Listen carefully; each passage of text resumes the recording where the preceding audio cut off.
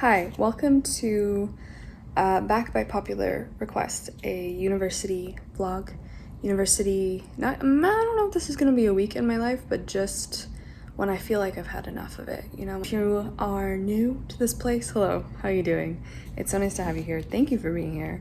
I am Emma. I'm currently in my 4th year. I'm doing my English Lit degree. Just about to be finishing it up. All my classes are online. The first thing we need to tackle this week is this big beast, and this is Aurora by Kim Stanley Robinson. I'd heard of this author before starting my course. This is for my ecological lit course, but I'd never heard of Aurora. The one I wanted to read by Kim Stanley Robinson was New York 2140, but now that I'm seeing that Shaman has snow on the cover, maybe that has changed. Anyway, I need to start this massive book today because I'm a couple days behind. I think what we're going to be looking at for this one, and I'm probably going to try to pay very close attention and you know what I mean, like really closely annotate this book because I have only one big paper left to do for this course. So I'm going to be annotating a lot, trying to find stuff, but I think the big thing we're going to be talking about is energy and the use of energy, how humans in the future have decided to use energy. And of course Aurora, I'm pretty sure Aurora is about humanity's our first voyage beyond the solar system. Not really in the mood for sci-fi right now, I'm not gonna lie, but we gotta start it.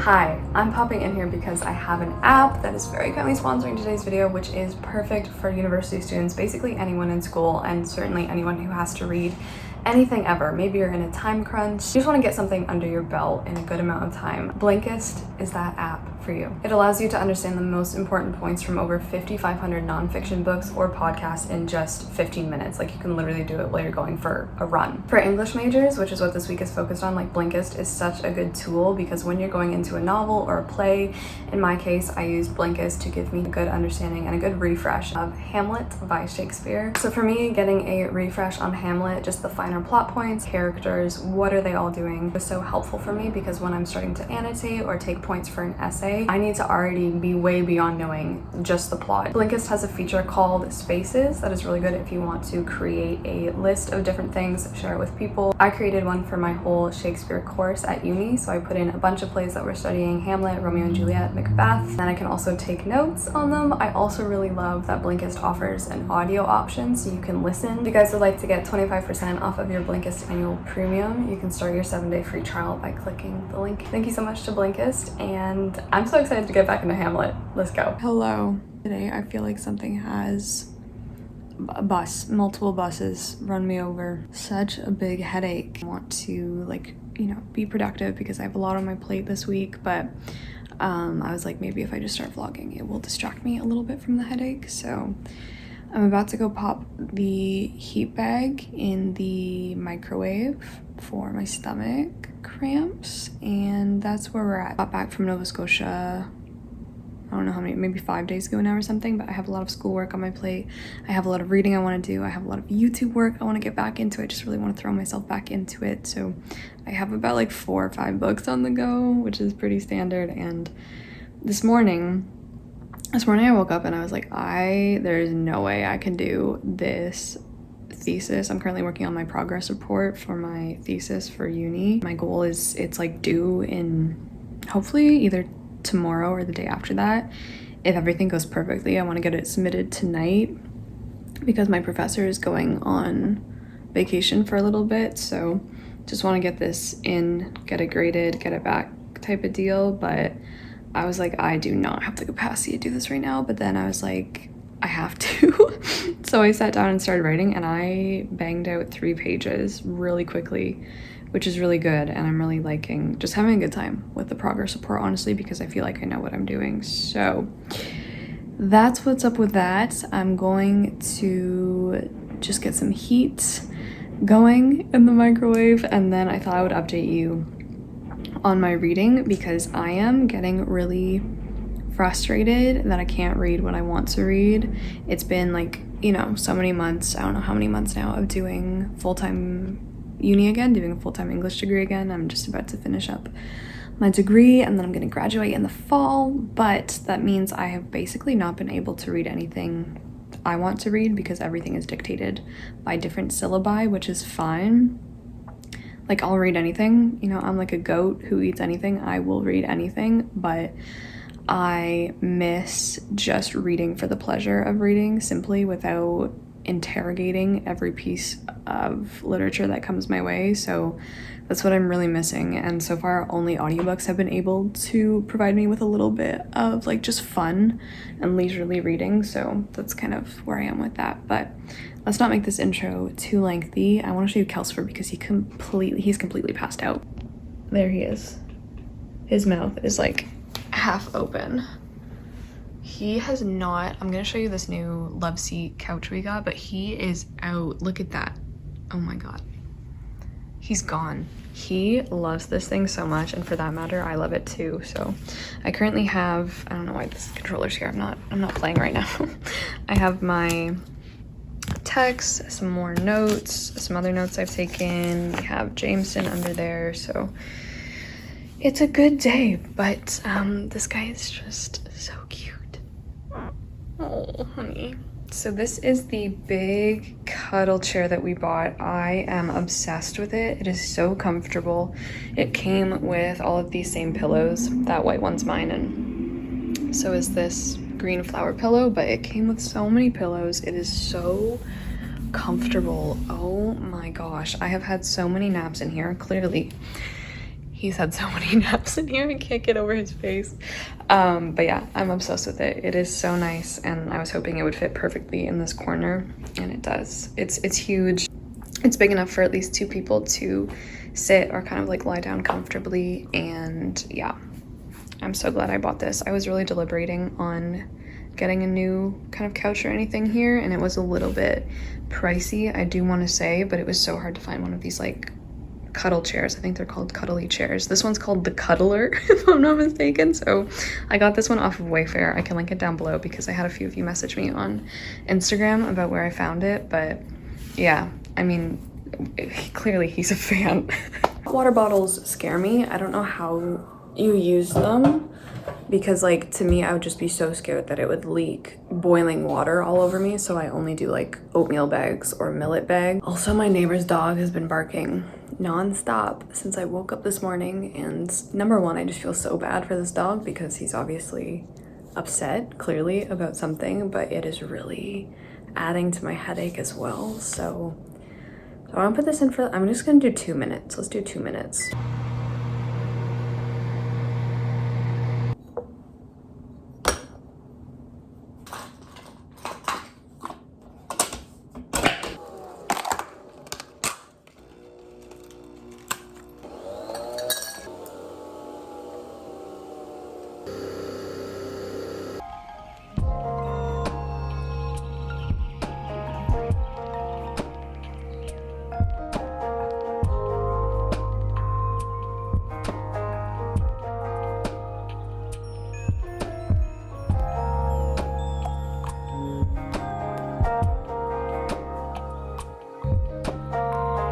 I just sat down and did another like two pages of my progress report, but I'm currently listening to Shipped by Angie Hockman.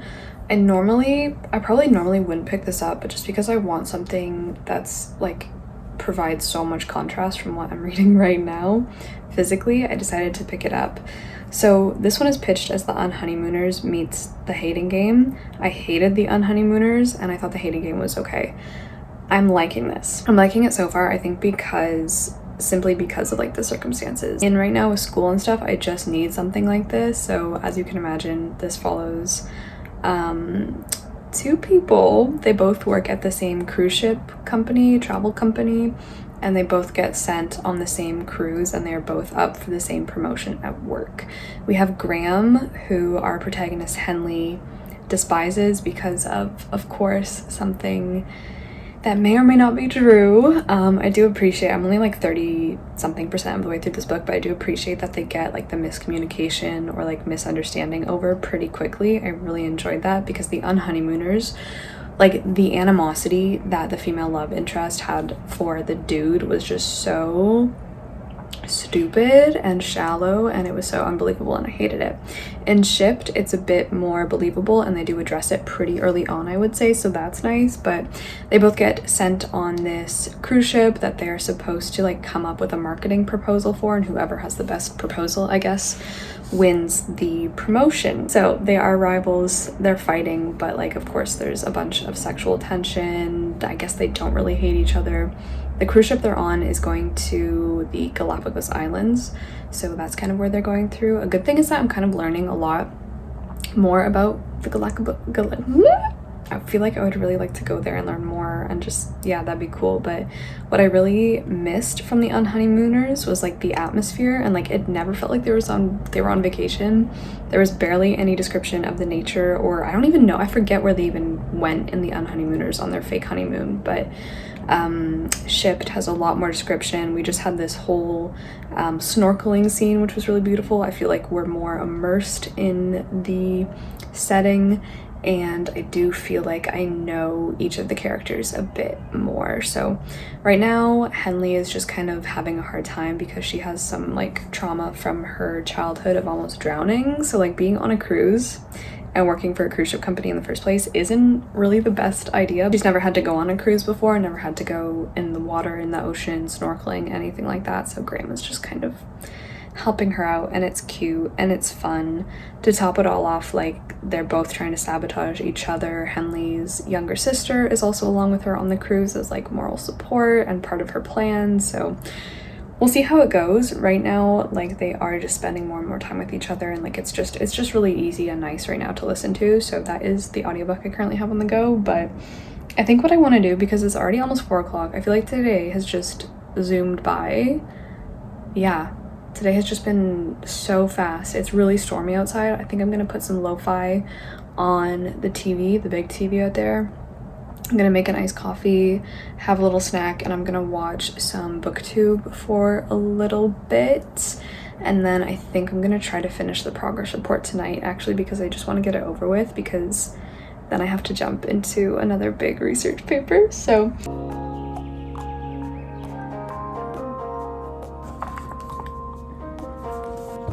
what am I saying here?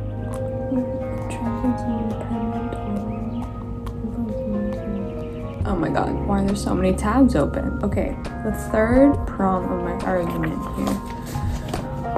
Oh my god, I don't feel well, Mr. Stark.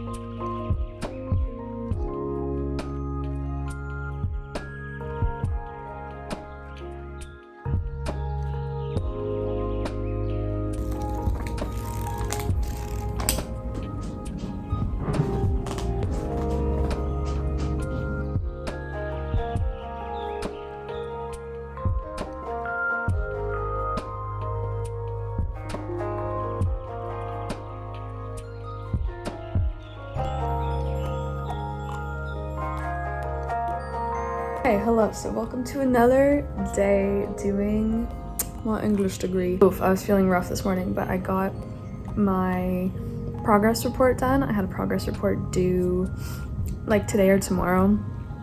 With my thesis course, like I make my own timelines, but like you better stick to your timeline. So I told my professor I would submit it today or tomorrow, so I got it in this morning, which was good. But yeah, I feel like I've hit the point in this like weird semester, since it is like a summer semester for me, where I've just like embraced the crazy, tired, little bit psychotic student look. So that was me this morning, but I finished it, and I'm really feeling good things about this thesis. Like I really feel like it's gonna write itself, because even for the progress report, where you have to talk about like your methodology, the research you've done so far, the readings, basically your plan a little bit as well, and some close reading, some key passages from your novels, it just like wrote itself. Like it took a while, but like 9 pages were written in pretty much no time at all, which is pretty rare. So I'm pretty happy about that, feeling good about the progress, because I essentially never really make essay outlines or essay drafts. I've never done that except for once, when like it was because I had to do it. So yeah, anyway, now I'm in the part of my day where for the rest of the day I just need to read a lot. I'm behind on my readings, so gonna devote a pretty decent chunk today. I'm currently like a few pages into As You Like It by Shakespeare. I think I have to read 30 pages of this today to stay on track. The next novel I'm in the middle of is The Break by Katarina Vermette. Oh Lord. Okay, so this is for my Indigenous Lit course, and this is the last novel for the course. I'm almost done the course. I have this to read, a final essay to write, and then the exam. But this one I tried reading. I was like trying to read this in my own life probably a year ago, and I DNF'd it because it's just it's so hard to read in terms of content, because it's really hard. It's just really hard to read, like all the things that happen in here. And I'm normally someone who can get through a novel that talks about very hard, heavy, disturbing, real topics, but for whatever reason, the way that they're presented in The Break, it's really affecting me. As you can see, this won so many awards, like it's insane. And this is also her debut novel, which is also more insane. But this is about a Métis community in, I think it's Manitoba, right? I think we're in Manitoba. And The Break refers to like a strip of kind of barren land outside of this woman's house in their community, and she witnesses a crime on The Break one night. She calls the police, and then the rest of the novel deals with like the fallout of this crime, and also with the crime that she saw. Like, what is it, what happened? So we follow a bunch of different people in the community, including like one of the police officers, different families, older people, younger people, and it's just it's really good, but it's just so much. I'm 100 pages in, and I really feel like I'm reading this one like almost with my eyes closed, because it's kind of like one of those like really dark horror movies where like you want to watch it with your eyes half closed. It's kind of like the book I want to read with my eyes half closed, because it's so affecting, and it's taking a really big toll on me, which is like very powerful. But it's just a lot right now. Of course, my ecological lit course had to end the course with the biggest novel of them all, Aurora by Kim Stanley Robinson.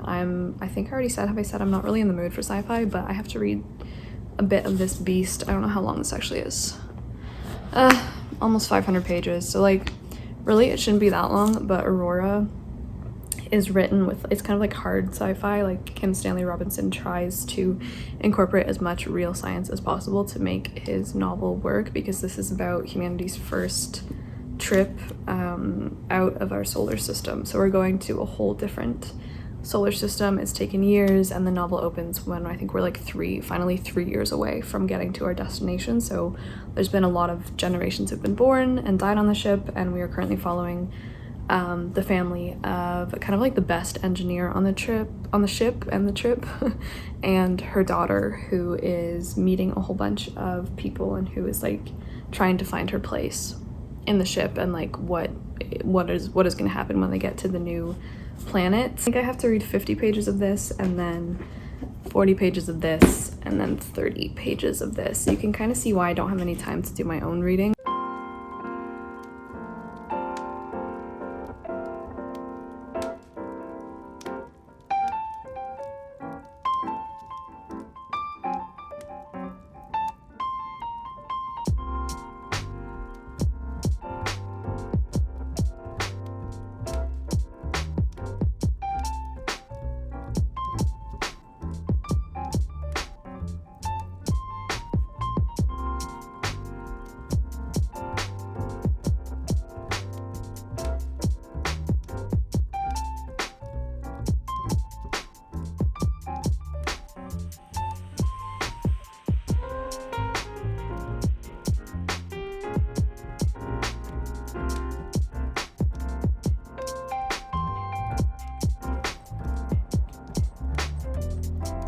Okay, so a little update on the uni stuff. I'm actually all caught up with my reading as long as I like go through with the rest of it today. So I'm actually really liking As You Like It. I actually am.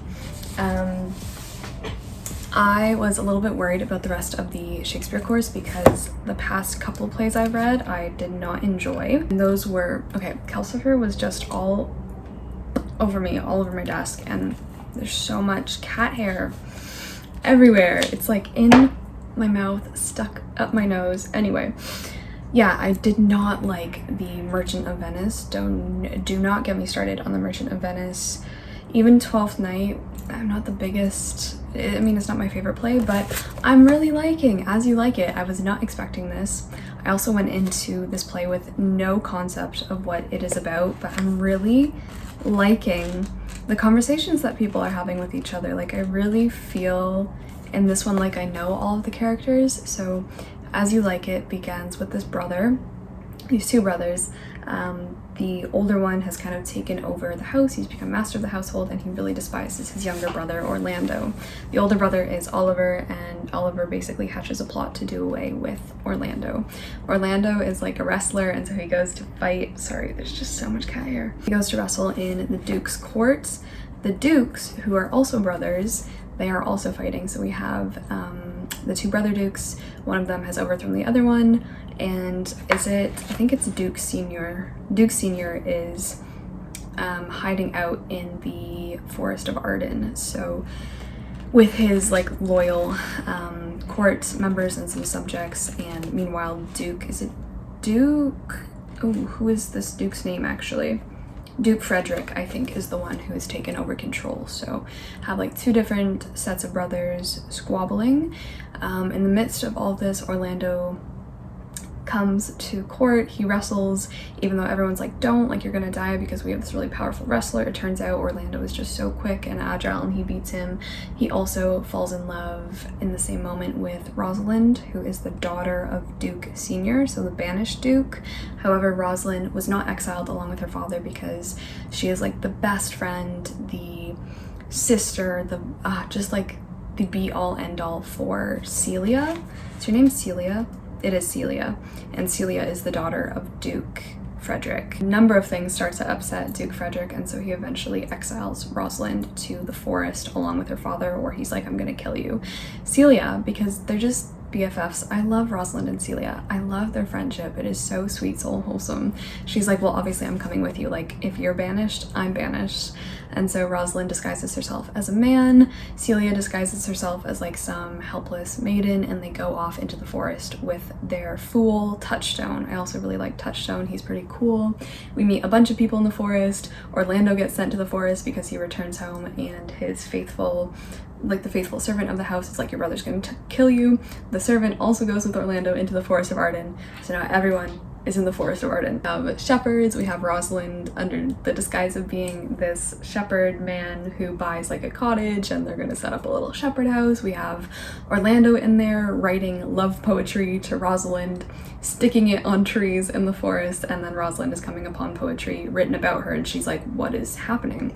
Rosalind is also kind of enamored with Orlando. So yeah, I'm 84 pages through, but I'm really liking it. I even dog-eared a passage that was just so sweet because it's really about how the forest and how nature is a much better place to be brought up in, to live, especially juxtaposed with the harshness of the court and of the city. So we have Duke Senior being like, you know what? This life is sweeter than our old one anyway.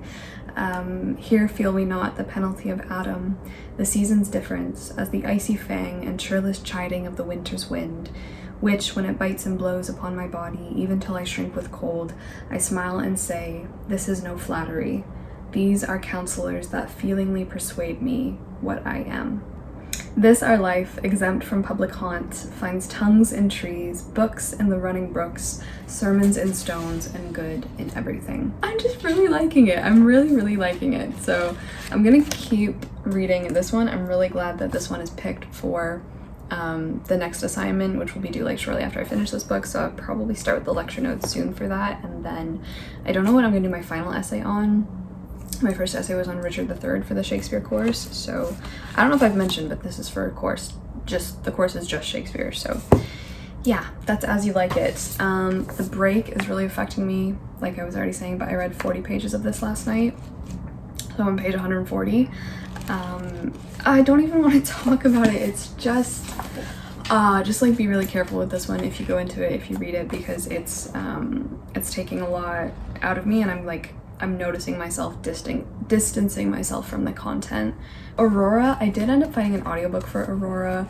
I don't know if that's the way I'm gonna go, but I did just check out the essay topics for the last big essay of this course, and like Aurora is only on a few of them. I'm obviously still gonna read this book, but it does mean maybe I can not put as much of myself into like the study of this as I have been, because maybe I don't need to. But like I said, I'm not really in the mood for sci-fi, and besides that, I did just watch Interstellar for the first time. Yeah, I watched Interstellar for the first time a couple nights ago with my partner, and but neither of us were enamored with it. Like, obviously it's not a bad movie by any means. Interstellar is like a lot of people's reason for living, but I think both of us were a bit let down by it, actually. It just wasn't as good as we thought Interstellar was gonna be. And we also, I don't think either of us really enjoy Matthew McConaughey's acting or Anne Hathaway's acting, so that kind of made things a little bit off for us in the first place. But I think Christopher Nolan has really good ideas. This is like the conclusion that we both came to.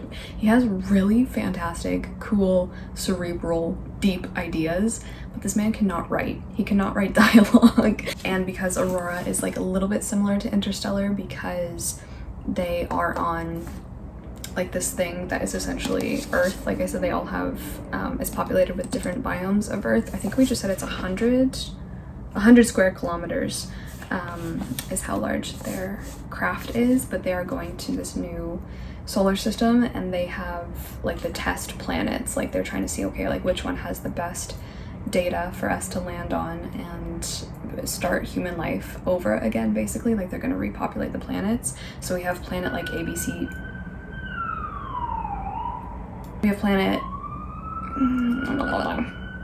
oh, there's a cat here. We have planet like A, B, C, D, E. So right now, like they're thinking planet E is gonna be the best one. So like it's just giving me a lot of the same vibes. And there's also like different conspiracies going on, like between the people who built the ship and who sent the humans off for repopulation versus the people who are now going to be repopulating since so many years have passed. There's like suspicion there, tension there, a lot of problems are going wrong. There seems to be a lot of things that weren't accounted for at the beginning of the mission. So it's like a good, decently written novel, and it's really interesting.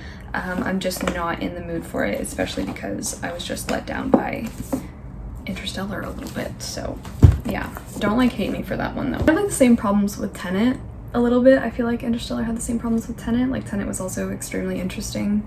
I don't think it was written very well. The Prestige though, I think The Prestige is my favorite of Christopher Nolan's films that I've seen, and obviously I'm very excited for his new film coming out, like so excited.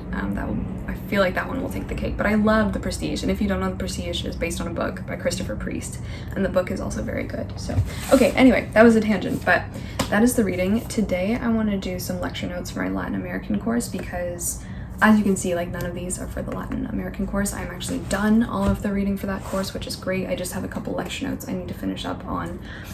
The cat hair!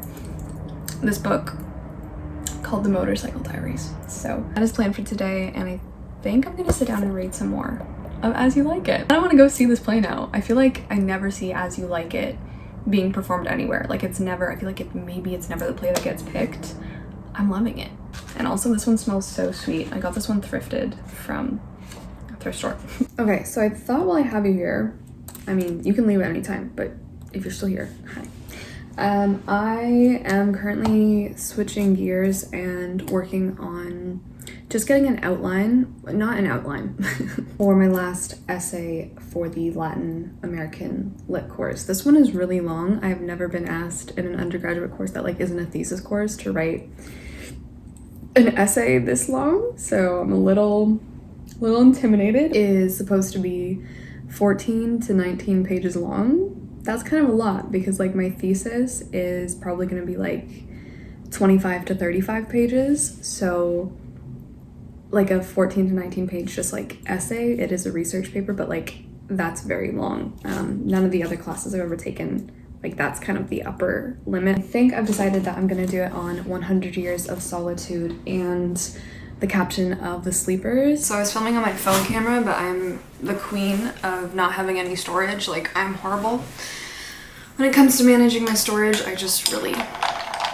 hate it. So now you're on my big camera. Kind of like the feel of my phone camera because like it's arguably lower quality, but like it's kind of a vibe. 100 Years of Solitude, captain of The Sleepers.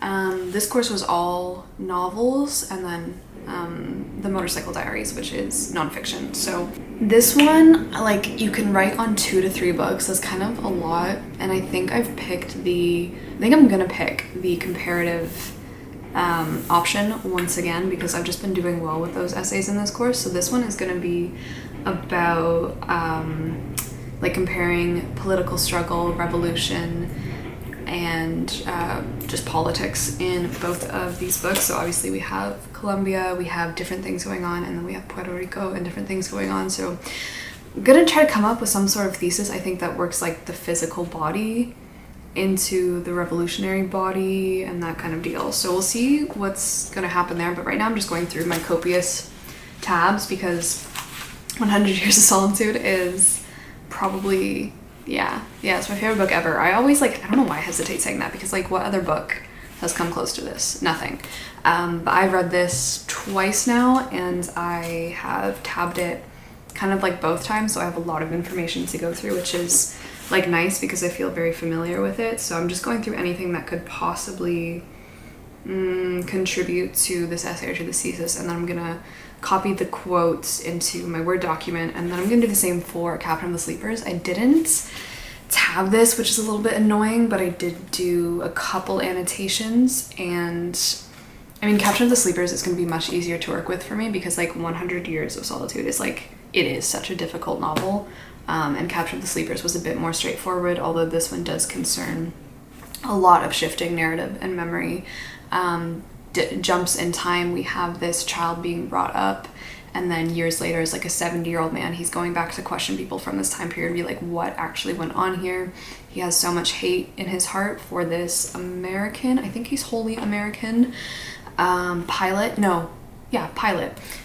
named Bunker, who was a pretty big feature in his life growing up. So he has so much hate in his heart for this man for something that he thinks he did. I'm not going to say anything because it's kind of a thing that the whole novel centers around, but he goes back to listen to his narrative now that Bunker is like 80 whatever and dying. So yeah, but there's obviously a lot in here too with like the American government coming to Puerto Rico, what they're doing there, and what the Navy is doing there. That's also in here, and this also concerns the revolution. So